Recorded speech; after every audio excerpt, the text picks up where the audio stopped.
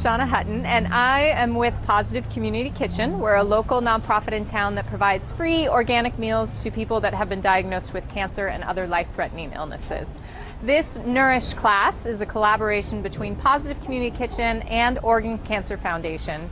And it's our intent to educate the public and our community in regards to what does bringing healthy food look like into your own kitchen, and how easy and accessible it is to cook with it and to make a difference in your own health with it. So thank you for coming today. Today we're going to talk about 2 different recipes, each utilizing the beautiful produce that we have surrounding us today at the Eugene Farmers Market. It's super exciting. We've done these classes before at Whole Foods, and this is our first day that we're actually doing it out and about within the environment of those foods and the produce that we want to promote within our own lifestyle. So it's really exciting, and we thank Eugene Farmers Market for having us be here today. So today we're going to start off with making a raw broccoli salad. Your mother always told you that you need to eat your fruits and vegetables, and incorporating any fruit and vegetables is beneficial for your life. Eating raw fruits and vegetables really is associated with decreasing your risk for disease and illness and cancer, but many of the nutrients that are within vegetables are heat sensitive, and so that means that they degrade with cooking. And today, for broccoli, for instance, it has 3 times the amount of cancer-fighting nutrients when it's served raw as opposed to when it's cooked. And so it's one of the most nutritious foods, and today we're actually going to be using it in a raw broccoli salad that highlights the flavors of end of summer, and it's a beautiful salad that you can serve on the side, as well as you can incorporate some protein into it and use it as an entree for lunch or dinner. Broccoli is one of the most nutritious vegetables that we have, and it's wonderful when you serve it raw because it actually enhances a lot of those spicy flavor components. So in this dish particularly, it adds that crunch that you want in the salad, but it also adds a depth of flavor because of that spiciness on the back end. And so what we've done is we've chopped it up. We're going to chop up these little tiny florets, and we're going to chop it into smaller bite-sized pieces. And once you've done that with a good amount of the head of the broccoli, you're going to add to it, we also have some apples. Apples are full of phytonutrients that really help decrease your maintain your blood sugar levels. The skin of the apple is really high in fiber and lots of antioxidants. So it's really important when you're buying apples to buy organic so that you feel comfortable eating the skin as well. So we've chopped these into bite-sized pieces as well, and we're going to just put those into our broccoli. And then to this we're going to add some carrots. Carrots are orange, so that means that they're really high in beta-carotene. Beta-carotene is an antioxidant. Why is it important to eat antioxidant? Antioxidants actually help flush out the free radicals from your cells. When there's free radicals in your cells, or a good amount of free radicals in your cells, it can cause damage, and that in turn will increase your risk for disease and for cancer and so forth. So eating those antioxidants is really important, and beta carotene, which is high, or which carrots are high in, is a really important antioxidant. So we're going to put those carrots into our salad as well. And we're also going to add some crunch with some walnuts. Walnuts is going to add kind of a really nice earthy flavor component, some crunch, but they're also high in vitamin E and omega-3s, which is really great for your heart health and your brain function. So we're going to add those in there as well. And then we're going to add some onions. These are raw red onions that I've chopped up. Onions are actually a really interesting vegetable because the nutrient that's in onions, or a high amount of the nutrient that's in onions, is actually not heat sensitive, and so it doesn't degrade with cooking. And most of the nutrients that are within an onion are located on the outer casing, or the outer layers of that onion. So when you chop up an onion, it's really important to make sure that you're just pulling off those flaky bits, but keeping as much of those outer layers as you can. So we're going to add those into our salad as well. And then we're going to add some currants. Now you could add whatever you have on hand in regards to golden raisins, cranberries, something that adds a little bit of sweetness that's going to give that little punch of flavor. So we're going to add those in here. And I'm going to reserve a little bit for our garnish later. So we have this beautiful salad. And now we're going to make our dressing. To start off, we have our Greek yogurt. Greek yogurt is thick, it's high in protein, it's a good source of calcium. To this, we're going to add we have a little bit of mayonnaise here. This is an organic mayonnaise that's free of any preservatives. If you didn't want to add mayonnaise, then you could just add a little bit more of the Greek yogurt. But I like that tanginess flavor that little bit of mayo adds. And then to this, we're going to add some honey. Honey is also going to add some sweetness, and it's a natural sweetener, so it's much better for you than adding like a white sugar. So we've got our honey in there, and then we're going to add some salt and pepper. Salt and pepper to our dressing. And then once you've done that, we're just going to whisk this together. And once it comes together, we're just going to pour this on top of our beautiful colors of our salad. Once we bring it back over here, and put this right on top. We have all the elements of a balanced flavor components in this salad. We have that spiciness, like I said, from the broccoli. We've got the sweetness from the apples and the currants. We've got the tanginess from the mayo. We've got a little acidity that we're going to add with our apple cider vinegar.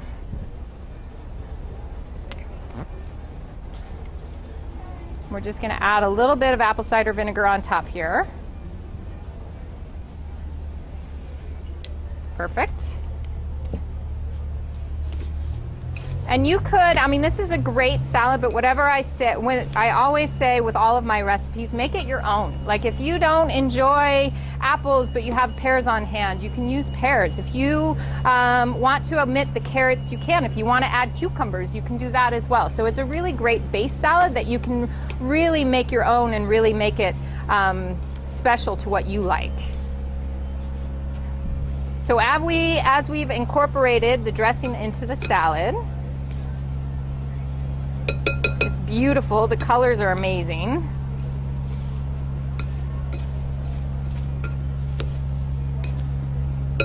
There we go. I'm going to get my salad bowl.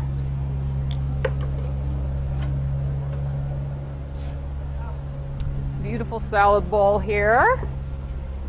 Try and find a little extra room. Okay. And then we're going to put our salad on here. Now, if you wanted to extend this salad, you definitely could use some greens on the base and make it, you know, if you were trying to feed a crowd, make it a little bit more, extend it a little bit more. You could definitely do that. All right, so we have all our beautiful components in this dish. And then I'm going to add a little bit of our currants that I reserved on the side and just pour those over the top. Now the beauty about this class that we have at the farmer's market is you guys actually get to sample what we've made. And so I'm going to put this salad over here, and if you would like a sample, you can help yourself over on this area, and then we'll get going on our next recipe.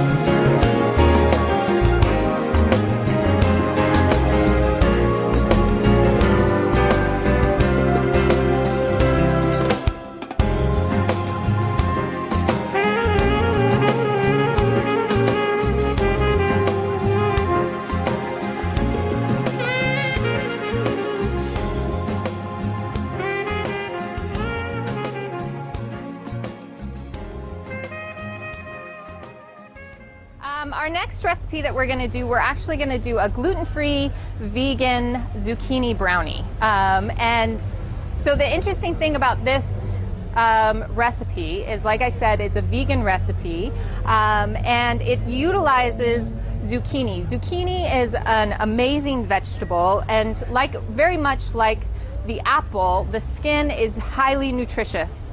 And so it's really important to make sure that you buy organic so you're eating that skin. A lot of times in vegetables and in fruit, if the flesh is a different color than the skin itself, it means that there's different nutrients and vitamins that are held within the skin, so it's really important to eat that skin whenever possible. So to start off, we're going to use some shredded zucchini. Zucchini is incredibly plentiful this time of year, and so one of the ways that I like to preserve it is to use or to shred it and then put it into freezer bags or containers in 1 cup portions, and that really helps preserve it. But then I can pull it out in cup portions, which really helps with making sure that I have the right amount for what I need. So I'm going to use some shredded zucchini here, and then I'm also going to add some applesauce. The applesauce is going to help. This is unsweetened applesauce. The applesauce is a natural sweetener, so it's going to help decrease the amount of actual sugar that we're going to put into this recipe. And I'm just going to mix that together.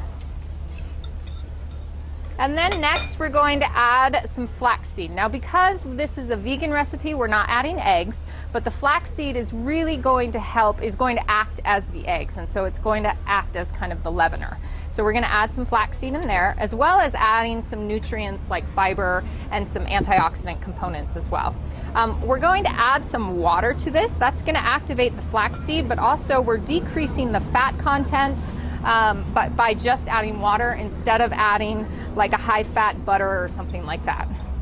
So we're just going to mix this together. All right, to this we're also going to add some coconut oil. Coconut oil is highly used in vegan baking specifically because it reacts very similarly to butter. It's solid at room temperature, and so it's utilized in this recipe in place of butter, but if butter is all you had, you could definitely substitute it. So we're going to add our coconut oil. And then to this, we're also going to add some sugar. Now, this is turbinado sugar that I'm using. White sugar really has no nutritional value whatsoever. And so if you use a less processed sugar, like a turbinado sugar or a date sugar or something like that, you retain at least some of the nutrients, the health nutrients of the sugar, as well as sweetening. So I try to use as natural or as unprocessed sugars as possible. So again, I'm just going to mix this around. To this, we're going to add some vanilla.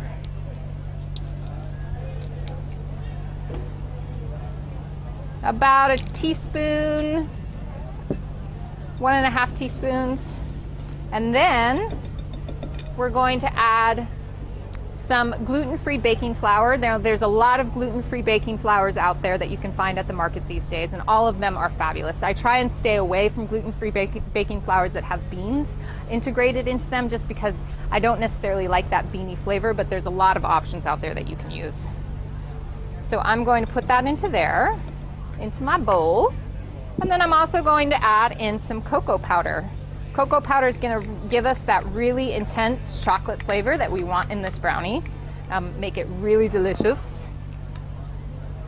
And I'm just going to give this a whirl around. And I'm also to this going to add a little bit of baking soda and a little bit of salt. Now, when I'm baking, specifically when I'm doing healthier recipes in baking, I try and use just a little pinch of salt in all of my recipes. Salt is a flavor enhancer, and so if you're trying to cut back on sugar, if you add a little bit of salt in there, it will enhance that sweet flavor. So it's a really great trick in when you're trying to bake a little bit healthier and decreasing the sugar content of your recipes. So we're just going to mix this around, and once this is all incorporated together, we're going to grease a 9x9 baking pan with some coconut oil, and then we're going to put our brownie mix, and it smells exactly like a brownie. It's delicious. And I usually have these brownies around with my kiddos, especially this time of year when I have so many zucchinis, and they don't know that there's any zucchini in there at all. So it's a win-win for everyone. So I have my pan here, and I'm going to put our beautiful brownie mix into that pan.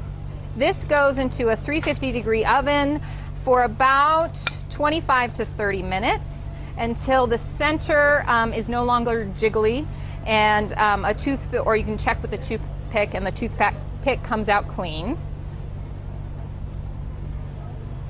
And so then once this is put into the oven, you can take it out once it's done, and you put it into the refrigerator. These are wonderful once they cool, but even better if you can let them sit overnight in the refrigerator. The components that go into the frosting are coconut oil, there's some cocoa powder, a little agave, some vanilla, and some salt.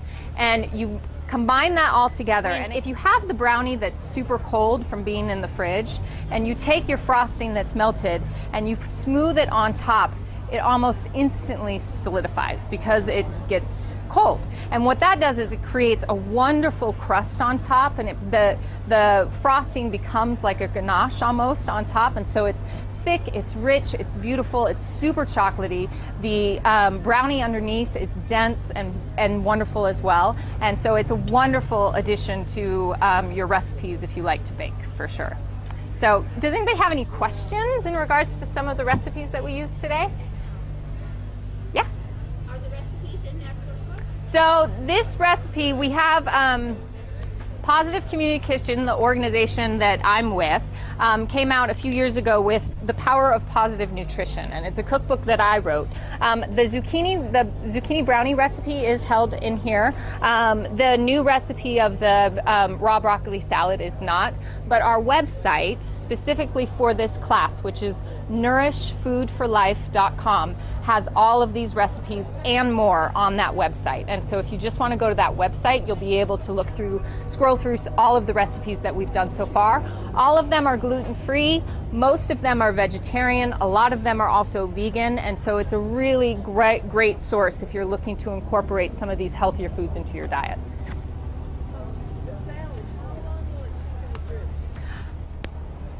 2 days, really. You know, I've had it in the fridge for about 2 days, and every day it gets better and better. And then at that point in time, it starts to get a little watery and no longer as crunchy. So I would say about 2 days. Yeah. Good. I'm so glad. And what's great about this salad too is you can do all the components separately, and then when you do the dressing, and then you chop up all the vegetables, and then once you get to wherever it is you're getting to, or once you have friends over or anything like that, you can pull it all together really, really quickly. So yeah, it's a great salad. Any other questions? All right, well, I thank you so much. This is so exciting for me to be here with you today, and we hope to continue these classes into next season and make it more of a regular occurrence in regards to these classes. So if you have any questions, feel free to come up and talk to me, or Megan's one of our representatives, and we would love to hear from you. So thank you all for being here today. Really appreciate it.